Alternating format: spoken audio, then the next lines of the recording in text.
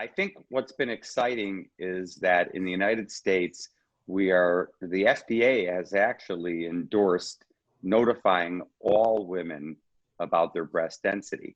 And in fact, there's legislation, I think in 38 or 39 of our 50 states now mandating that women are told about their breast density.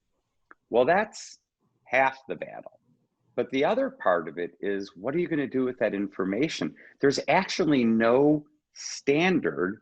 There are no national guidelines for what testing to do if you have dense breasts. So the short answer is, if you have extremely dense breast tissue, category D, I would recommend that you see a breast specialist to talk about that. If you're category C, your primary care physician and or gynecologist might be the place to start.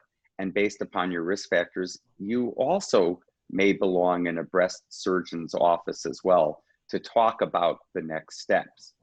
Because if you have dense breast tissue, what that tells us is that mammograms alone are not enough for screening.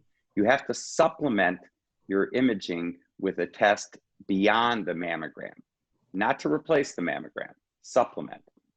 And there are a lot of options out there to supplement mammograms for dense breast tissue.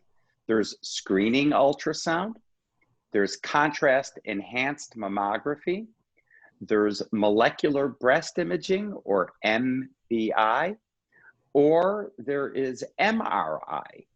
All of those are supplemental images that can overcome the inherent obstacle of seeing through dense breast tissue.